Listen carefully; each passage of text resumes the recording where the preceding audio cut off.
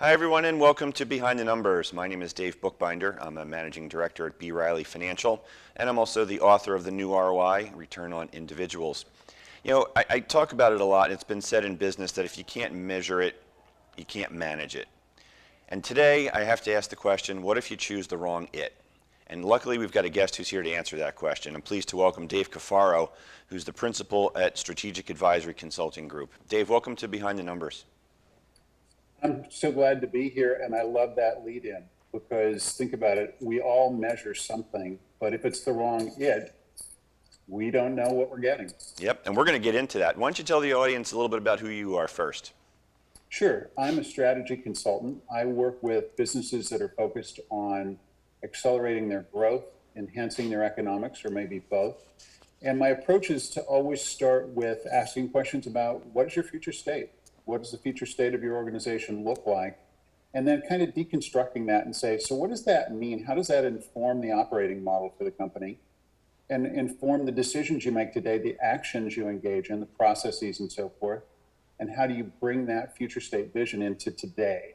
So that's my focus. I started my career as a management consultant, and then I spent a lot of years in banking as a senior executive.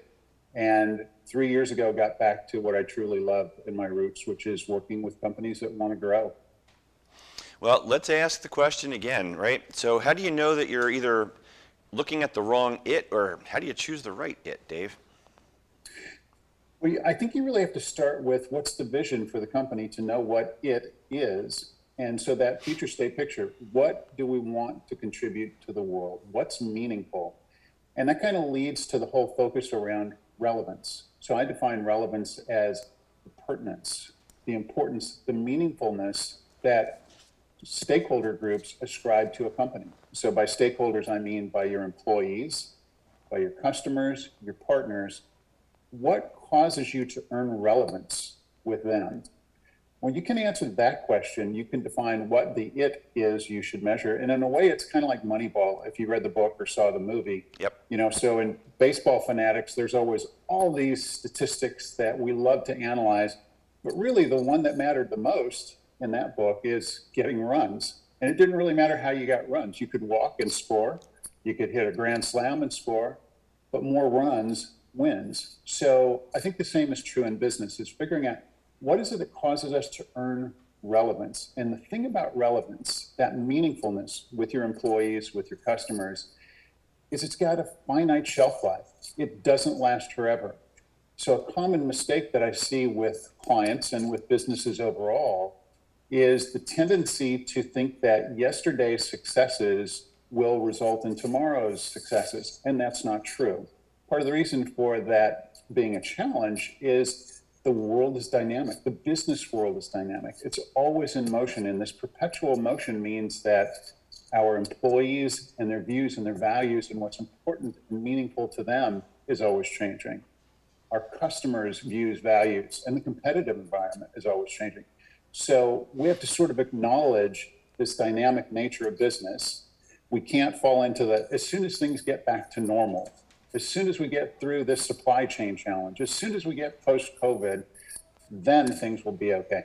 That's not true. The fact of the matter is, when we can acknowledge that the criteria for earning relevance with our stakeholders is always in motion, once we sort of get there, then we're on the right track to be able to say, okay, so what do I need to do today?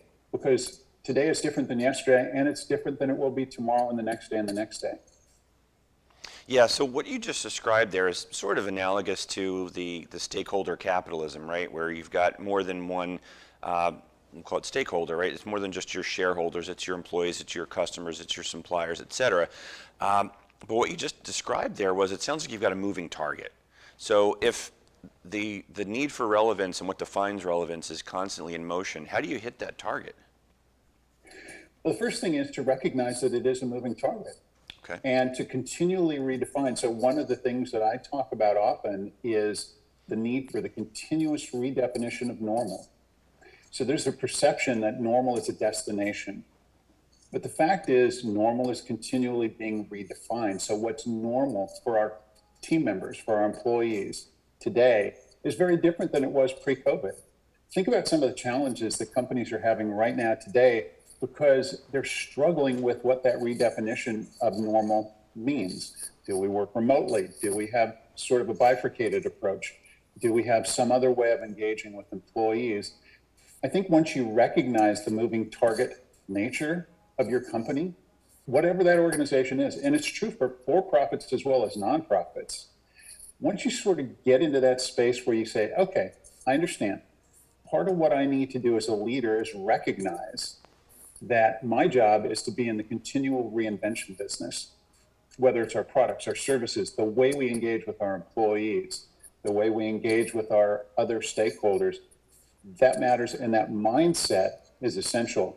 I'll just mention that I wrote a book called Leading from Zero. The concept of the book is really built on zero-based budgeting, which I'm sure you're familiar with.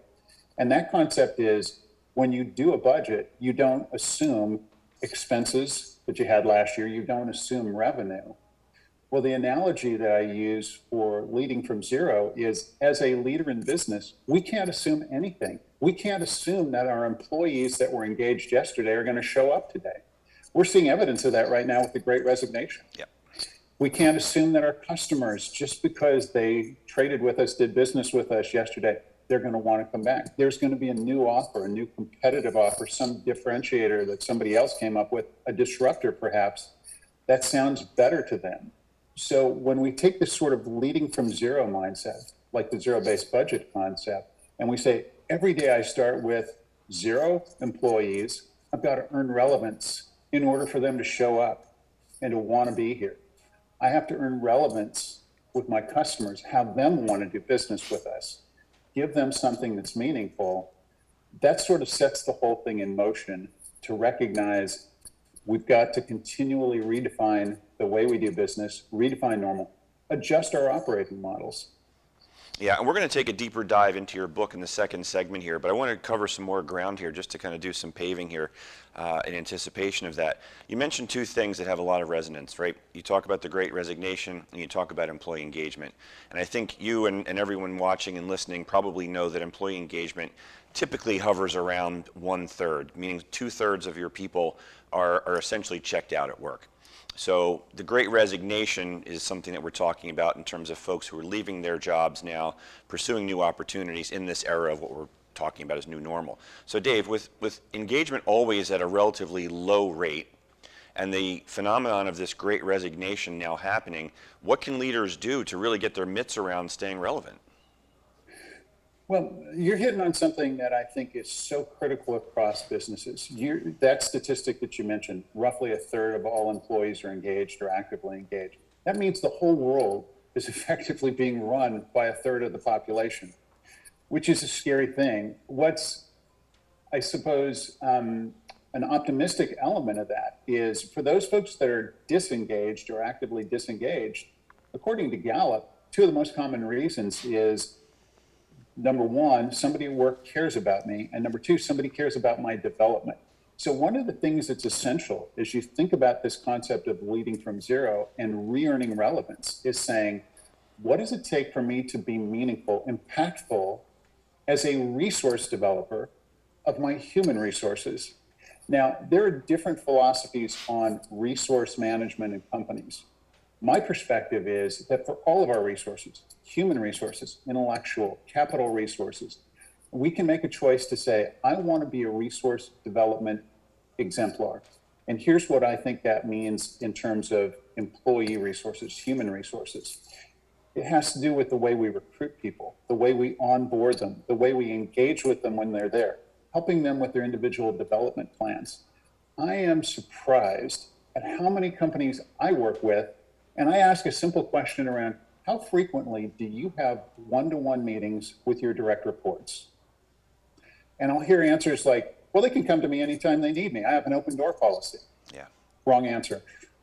That is not a one-to-one. That's not dedicated time for the employee. If you think of your responsibility as a manager along 3 different metrics, I look at it and say, as a manager, I have to lead people, which is, it's the vision thing, right? Where are we going? How do we get there? That kind of thing. I have to manage people, which is, what is your individual role in the deliverables that we've committed to? And I also have to coach people, not to be confused with leading and managing, but coaching specifically. How can I help you be as effective as you can possibly be in your job? So when I can make that distinction, that helps me move down the path of being a human resource developer and thinking, what does this team member, what does this employee need from me? I think if we just ask that question and think of it, everybody talks about value propositions. It's amazing, though, we don't always think about that in terms of what's my value proposition to the people on my team. I was speaking to a group of CEOs about a year ago, and it was about 30 people. And I asked the question, what's your value proposition when you recruit somebody new to your firm? And there was a pause. And I said, why would somebody choose to come to work for your company? And so one person spoke up and he said, well, we've got great benefits and great compensation. Somebody else said, we start giving people 21 days vacation from day one. They're eligible for our 401k plan. Those are not differentiators. That's an ante just to be in the game. Right. You have to have something more compelling to cause people to say, I want to be a part of this vision. I want to be a part of where this company is going. I can create a meaningful contribution because that's what people want. Yep. Dave, for folks watching and listening who want to learn more about you or how they can connect with you, what's the best way to reach out? Best way to connect with me is through Dave Coffaro, DAVECOFF like Frank, ARO.com, DaveCoffaro.com. There's information about me, how to get in touch, phone numbers, emails, all of that. Yeah, so when we talk about the idea of connecting with your people, you mentioned the need for one-to-one meetings. We have about 5 minutes to go in this first segment, Dave, so I don't want to take you down a rabbit hole, but can you give some advice for leaders out there who are thinking to themselves, yeah, maybe I should do it every quarter, yeah, I'm super busy. How often do they need to do it? What's the cadence so that it's relevant?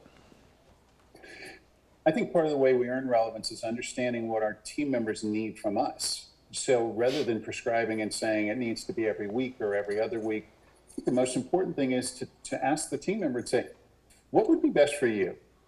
And that comes with a recognition. As a leader, I'm here for you. I'm not here for me. I'm only successful through my people. So when I understand what they need from me, I can help them have the greatest impact possible. That raises that engagement level significantly. So I think it really starts with asking the team member, what matters to you? How often?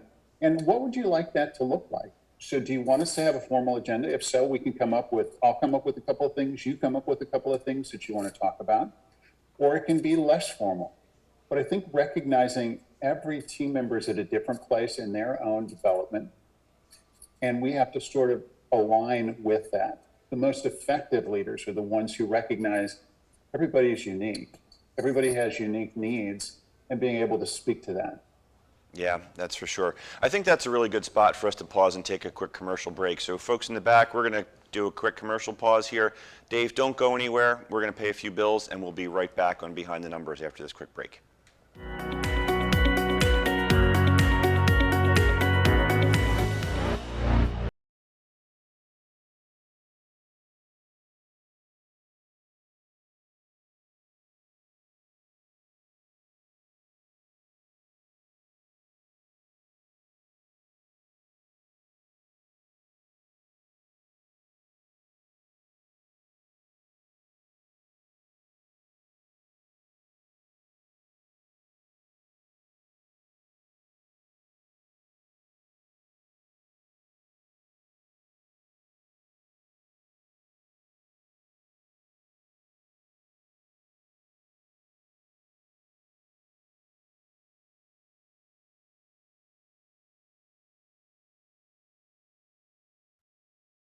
So, I'm kind of new here, but I've noticed a trend.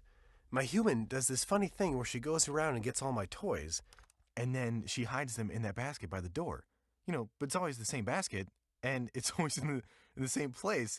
And then she acts so surprised when I find them, but, she's putting them in the same basket. Again. It's like, hello, that's where you put it last time. You were the worst at hide and go seek.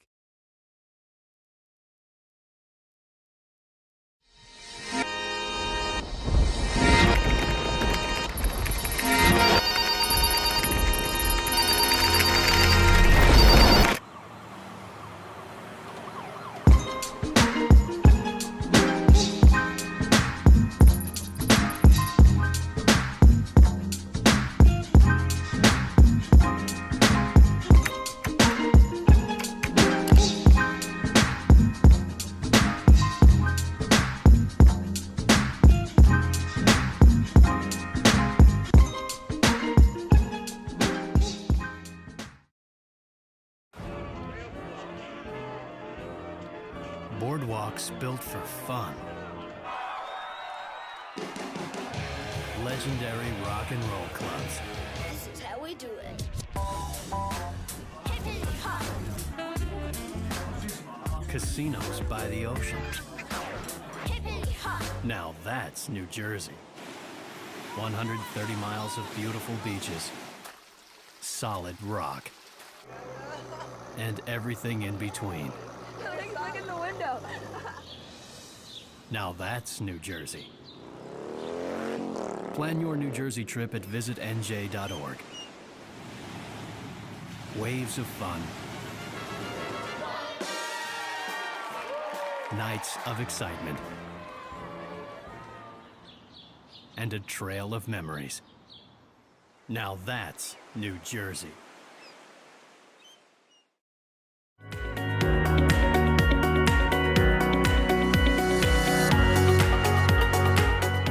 And welcome back to Behind the Numbers. I'm Dave Bookbinder, and today we're talking about Relevance with Dave Coffaro, who is not only the principal at Strategic Advisory Consulting Group, he's also the author of Leading from Zero. Dave, welcome back for the second segment here on Behind the Numbers. Thank you. I want to take a little dive into the book, if you don't mind here, and talk about a couple of the topics that I think will really benefit our audience. And the first one I want to talk about is something you refer to as seeing your organization as others do. I mean, so often leaders have blinders about how others are perceiving them based on what they're seeing and hearing in their own hallways. So why don't you talk about that? And it's not just leaders who have blinders. Human nature is we have blinders, and we're not as open to objectivity as we could be or should be.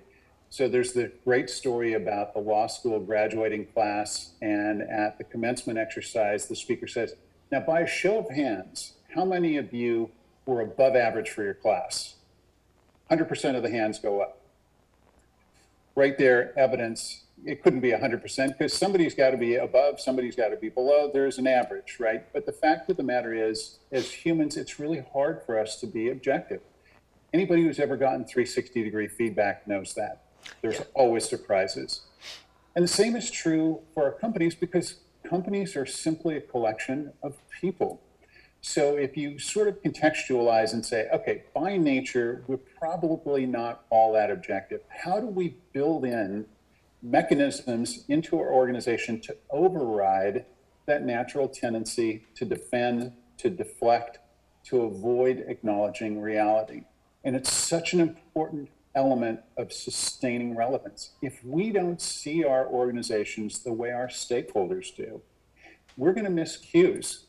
We're going to miss opportunities to improve and to refine our operating model, refine the way we engage, refine how they perceive us. So some of the things that I think are really powerful are building in a mechanism that has no penalty for team members bringing up things that aren't working or things that aren't sitting well with customers. Think about it. Your frontline employees are the ones who are closest to what customer reaction is, to what vendor reaction is, and a fantastic source of input. Your new employees, somebody that you just hire, is a great source of input.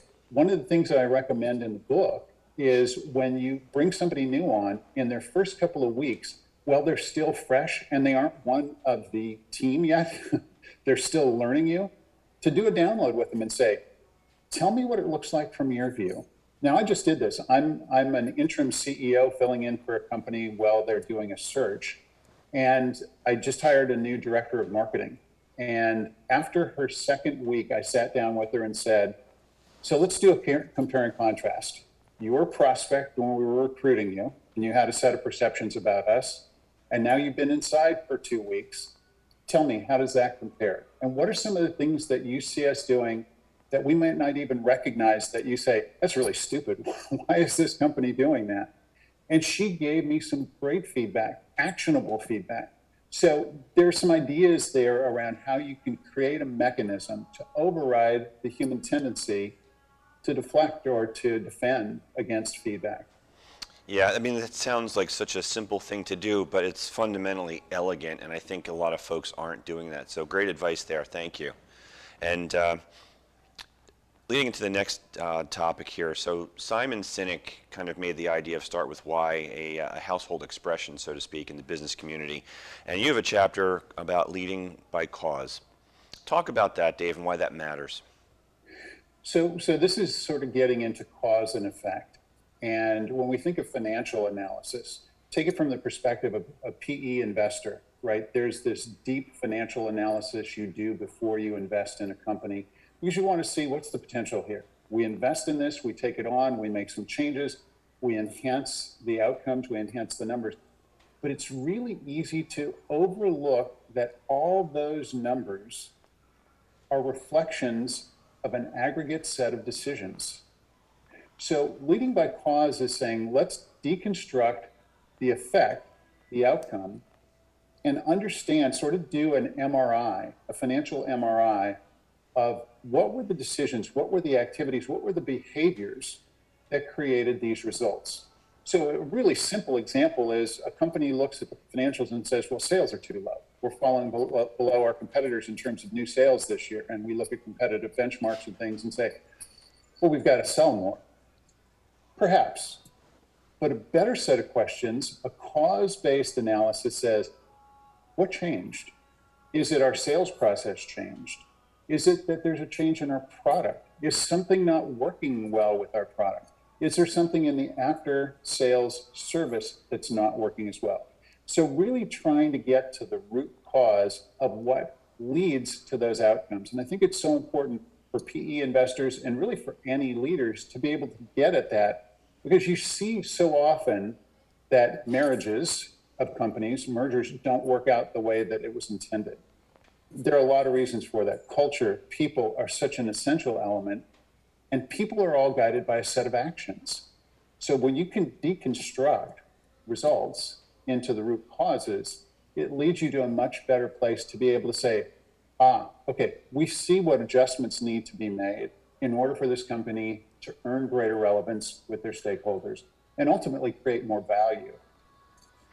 Yeah, I'd like to put you on the spot if you don't mind. I apologize in advance here, but work an awful lot here with private equity firms, and like you said, most of the synergies in M&A transactions don't realize, depending on where you get your numbers, anywhere between 75 and 90% of that 1 + 1 = 3 thing never happens. So what's your best advice for the folks in the private equity space, or even the folks who are in the strategic space who are contemplating an acquisition right now? What's your best counsel for them? I'm going to steal from the title of your program, Go Behind the Numbers. It's more than just the numbers. I know in the PE space, when you're analyzing and doing evaluation, diligence work on a company, it always is about the numbers, and then it's about everything else.